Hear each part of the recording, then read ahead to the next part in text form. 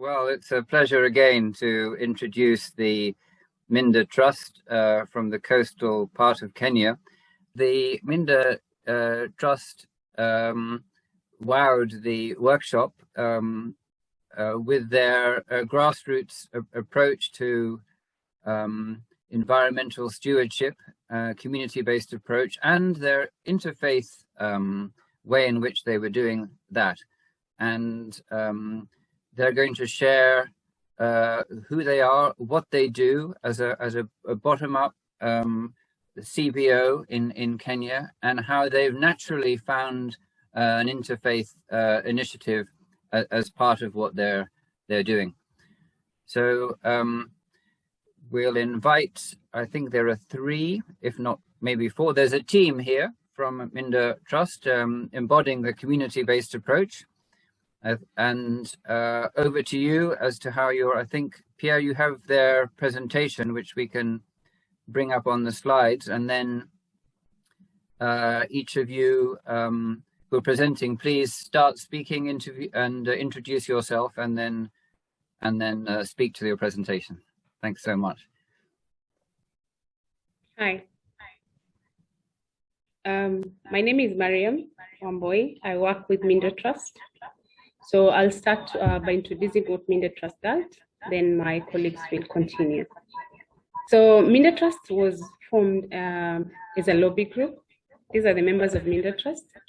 It was formed in 2008 as a lobby group.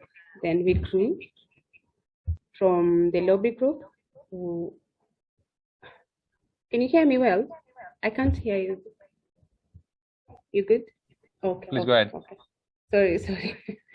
So Minda Trust, we started as a lobby group because one of the reasons was that the land laws in Kenya were really depressing the members of the community. So we thought, because the land laws were not anchored within the Constitution of Kenya, so we lobbied for the laws to be anchored within the Constitution of Kenya, which is a plus for us because, as we're speaking in Kenya, the National Land Policy is now a law in Kenya.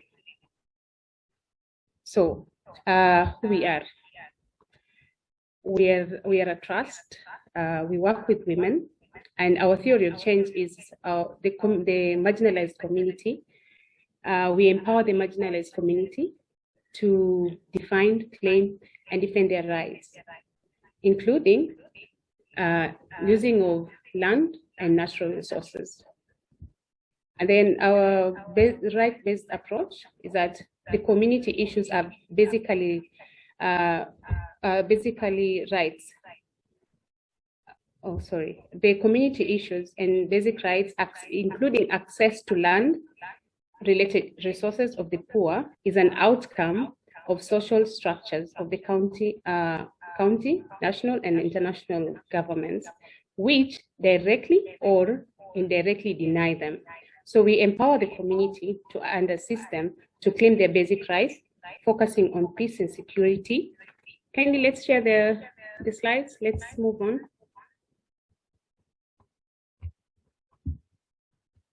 So we empower the community. We assist them to claim their basic rights, focusing on peace and security developments using the religious leaders, because as we've just said, that by the end of the day, it is the religious leaders' word that is gospel to everybody else. So we use the pulpit to talk to the community about land restoration.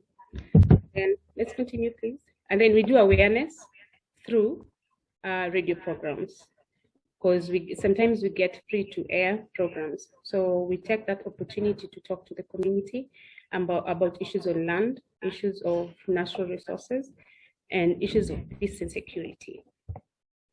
On issues of, let's continue, on issues of environmental conservation, there are women that we train on how to use the natural resources as an income-generating activities. It's an alternative. So we train the women on using the bark of the tree, of the neem tree. They make soap, and then they sell the soap. So that's an income-generating activity for them. And then we use moringa seeds. Moringa seeds are known to cure some of the diseases. One of the diseases that are known to be cured by the moringa is there's stomach pain, there's the killing of the bacteria. Eventually, we introduced something, we introduced Mika Initiative. Mika Initiative is an interfaith initiative that we initiated as Minda Trust and Eleka Trust. My colleague is going to expound more on that, but the whole point of us creating Mika Initiative was to bring back the intergenerational gap, because as we know, crime does not know religion. So we thought, if we create Mika Initiative, it is going to bring harmony within the community.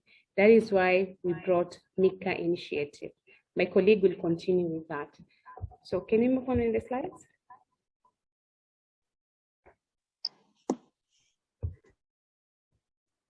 So within the coconut tree, we make roofs known as makuti, and we make drums. Then we make coconut oil. The coconut oil is used to apply on the skin, and it can even be used to cook. We do kitchen gardening. Can you move on with the slides? We do kitchen gardening too, and we do beach cleanups too. So when we're doing the beach cleanups, we encourage the fishermen to plant more trees to conserve the environment. So asante, unless there are questions to be asked, I'll be here to answer them. Thank you. So I will introduce Jane Gilani because she's a colleague who is going to talk more about Mika Initiative. Thank you. My name is Reverend Jane Gilani. I want to talk about why we formed the Mika Initiative. 11 years ago, under the tutelage of the Imam and the pastor from Nigeria, the two trusts, Minda, which means land in the local language, lands. One is Munda, and Minda are many lands. And Eleka, which in the local language means giving direction. We came together and we wanted to address this interfaith gap, because we come from a religiously pluralistic coastal Kenya, where Christians and Muslims have coexisted for many years without any conflict. But there was creeping in something that was coming in by violent extremism through radicalization of our youth. And it wasn't just forces from outside. We had our own youth turning on to their old men and women and calling them names in the name of wanting to forcefully inherit. And we saw there was a gap there, and so we formed this, and we called ourselves Mothers in Kenya for Amani. Amani means peace. And so we've been having interfaith relations where intergenerational. We've done a video, Alan did a video where there is Reverend Jane Gilani, a religious mother, and Zuhura Juma, a youth, working together with the youth people. And so conserving our work and the nature that God has given us, we were inspired by faith. The Bible tells us, right, from my faith, that God has given us the gardens to tend. The Garden of Eden was given to tend. And again, learning and taking the cue from our tutors, our mentors, the Imam and the pastor. We began to do this regreening, and Mariam has already alluded to it. Going forward, Shamsan is going to talk about how we want to use our places of worship in order to grow seedlings. But we want to begin again with the madrasas children and the Sunday school children in our places, so that again, the trees that are the seedlings from our places of worship can be taken to families, to smallhold homes. So it's a very much grassroots approach that is interface. So that is not only the mosque, it's also the churches in our coastal Kenya, where this initiative will take it to the families.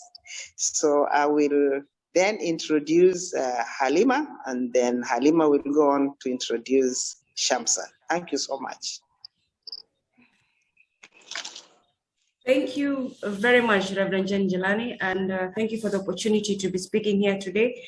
Like they said, my name is Halima Mohammed, and I'm glad that we are sharing this case studies back in Kenya. Ladies and gentlemen, good afternoon from Mombasa. All the religions believe in the respect of the creation and the environment. Many Muslims believe human beings have the role of guardianship and the planet. Guardianship allows humans to make use of the environment for their survival, but this must never be taken to the level of exploitation. Land restoration is more than just planting trees for us. We have made this statement loud and clear because there are some papers and some scientific papers that are being written and disseminated that portray and show only planting trees, fencing them, and preventing communities and people to access it, in which the exact opposite. That is why we say the restoration is beyond only planting trees. It is more about agroforestry, agroecology systems. Sometimes there are agroforestry which are food production and trees, and sometimes they are purely for food production. It is because understanding the landscape, the mosaic of the landscape, and maintaining the integrity of the landscape as a whole. The reason you hear us mentioning that all the time is to remind ourselves that landscape occurs in mosaic, but you won't get anywhere unless you have a passion for trees. It's all about the passion and what we do. Ladies and gentlemen, the pandemic has given us a rare opportunity to rethink the future we want to create. Healthier citizens, more secure livelihood, and greater equality for all. We can seize the opportunity now if we put land-centered solutions at the center of greener recovery. How? By creating job opportunities for our young people. This is easy. There's an opportunity, especially on the restoration movement. One can establish a tree nursery, one can plant tree and fruit trees and sell the fruits. There's also a lot of opportunity when it comes to restoration. It matters of empowering them with knowledge and making it easy for them to access the finance. We started a campaign in Minda Trust where we are saying running tree campaign, going through madrasas and schools, trying to educate our kids about gardening their own vegetables and how to plant, take care of trees. When you see the excitement in them when they're planting trees, and each and every day they go to the garden and see how is it growing, have they watered the plants, and that energy is what we love about. And also another campaign that we're doing is My Land, My Right, where we are running around with women so that they will be able to appreciate their land. They'll be able to plant as many trees as they can on their lands. At the same time, try to bring in the government so that the seedlings that are there, which are given for free, and some of them which you have to purchase, so it helps our women and our young people. Young people want to be involved in entrepreneurship ventures. Many of them are environmentalists, but we have not created spaces for them. We only often think they are either too young or not ready. I want to give an opportunity to my brother, Nagib Shamsan, who will be able to take forward. Thank you very much for the opportunity. Assalamu alaikum wa rahmatullahi wa barakatuh. At the moment in Kenya, we are having an election time. The fever of election is now on board. So as Minda Trust, what we are trying to come across with, we are trying to do people's manifestos. We are trying to form a land charter whereby the greening becomes an agenda during the campaign period. We are able now to meet several governors. We are trying to engage them to sign those charters. So what they'll be doing is in the county budget, when they become our governors in particular regions, they will be able to set aside some budget for seedlings. The biggest problem we've been having is seedlings, whereby the way to do it, the way to capture it, and the way to distribute it. Nobody wants to buy seedling, but they are able to take the seedling at a free of charge. So with Minda, what you're trying to do is we're bringing seedlings in terms of fruits, whereby one could be able to see the results in a very short period. So ours was basically the land restoration and the regreening. We are trying to capture it exactly in the manifestos through the governor's pledges to us. Why are we doing this? We are doing this because it's part of their mandate as a county government to come up and put up a bond tree or a nursery tree that could help all the county towns be restored in terms of trees. Moreover, when we had the National Lands Policy and the Constitution of Kenya, we made sure through Minda Trust and other consultation that now the land issue in Kenya is captured and within the Constitution. So now Chapter 5 talks about the rights of people using the land issue. So ours is basically awareness programs, demanding for the rights, and lastly is to make sure everything is captured within the government budgets. This was an extraordinary set of presentations around the work that's taking place on the coast of Kenya. And we're delighted also to see the relationship of this work with what we've heard about from Imam Ashafa and from Pastor James.